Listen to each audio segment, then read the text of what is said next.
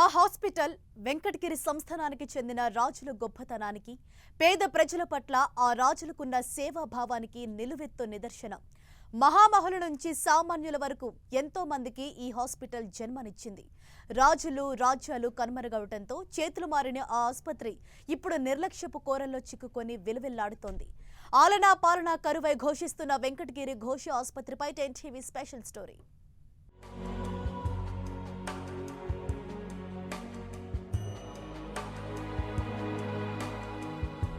నెల్లూరు జిల్లా వెంకటగిరి సంస్థానాధీశుల కాలంలో 1922 నవంబర్ 20వ తేదీన ఘోష ఆసుపత్రిని ప్రారంభించారు.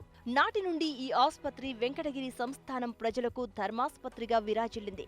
వెంకటగిరి సంస్థానంలోని ప్రజలకు ఎన్నో సంవత్సరాలు ప్రసూతి వైద్య సేవలు అందించిన ఈ ఘోష హాస్పిటల్ ఆ తరువాత కాలంలో వెంకటగిరి ప్రజలే కాక నెల్లూరు, చిత్తూరు, కడప జిల్లాలతో పాటు తమిళనాడు నుండి కూడా గర్భవతులు ఇక్కడికి వచ్చి పురుడు పోసుకునేవారు.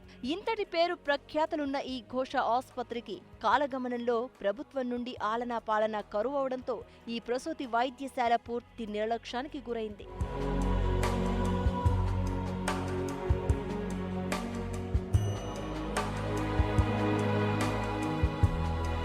2015లో అప్పటి ఆరోగ్య శాఖ మంత్రి కామినేని శ్రీనివాస్ కు స్థానిక ఎమ్మెల్యే కురుగుండ్ల రామకృష్ణ ఘోష ఆసుపత్రి దీనస్థితిని వివరించారు. ఘోష మహల్ ని పూర్తిగా సందర్శించిన మంత్రి కామినేని అన్ని సౌకర్యాలు ఉన్న ఘోష ఆసుపత్రిని మూసివేయడం సరికాదని, 1 నెలలోపు ఆసుపత్రిని ప్రారంభించేలా చర్యలు తీసుకుంటామని అప్పట్లో హామీ ఇచ్చారు. ఘోష ఆసుపత్రిని మళ్లీ ప్రారంభం చేస్తామని సాక్షాత్తు రాష్ట్ర ఆరోగ్య శాఖ మంత్రి మాట ఇచ్చినా ఆ మాటలు నేటికి నీటి మూటలుగానే మిగిలిపోయాయి. ఇటు ఎందరికో జన్మనిచ్చిన ఆ పవిత్ర స్థలం అసాంఘిక కార్యకలాపాలకు అడ్డాగా మారిపోయి బూత్ బంగ్లాను తలపిస్తోంది.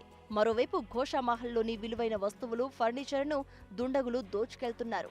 ఆసుపత్రి భవనంతో పాటు చుట్టుప్రక్కల ఉన్న 5 ఎకరాల ఖాళీ స్థలంలో పిచ్చి మొక్కలు, చెట్లతో నిండిపోయింది. భవనం అడుగడుగునా పెచ్చులుడిపోయి పైకప్పులు రాలిపోయి శిథిలావస్థకు చేరుకుంది.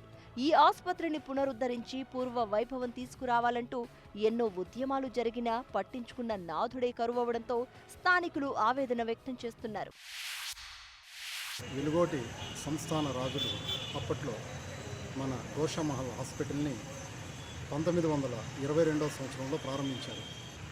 అప్పట్లో వైద్య సౌకర్యం సరిగా లేని రోజుల్లో ఈ వెంకటగిరి సంస్థాన మహారాణిగా ఉన్నామే అప్పటి మంత్రస్థానులు అటువంటి పరిస్థితి చూసి చలించి పేదవాళ్ళు పడే బాధలు అవన్నీ చూసి ఆమె సొంతంగా సుమారు ఆ రోజుల్లో 102 సంవత్సరాలు 103 సంవత్సరాల క్రితము ఆమె 4 లక్షల రూపాయలు ఆమె సొంత డబ్బుని వెచ్చించి ఆ హాస్పిటల్ని ప్రారంభం చేశారు.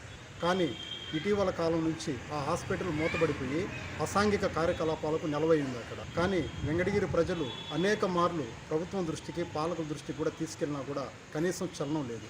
ఆ హాస్పిటల్ ఉపయోగపడితే ఈరోజు ఉపయోగంలోకి వచ్చిందంటే కన్నా చాలామందికి ఉపయోగంగా ఉంటుంది. ఇప్పటికైనా నేటి పాలకులు ఎంతో ఘన చరిత్ర కలిగిన ఈ ఘోష హాస్పిటల్ను పునరుద్ధరించి ప్రభుత్వ ఘోష ప్రసూతి వైద్యశాలగా పూర్వ వైభవం తీసుకురావాలని స్థానిక ప్రజలు కోరుతున్నారు.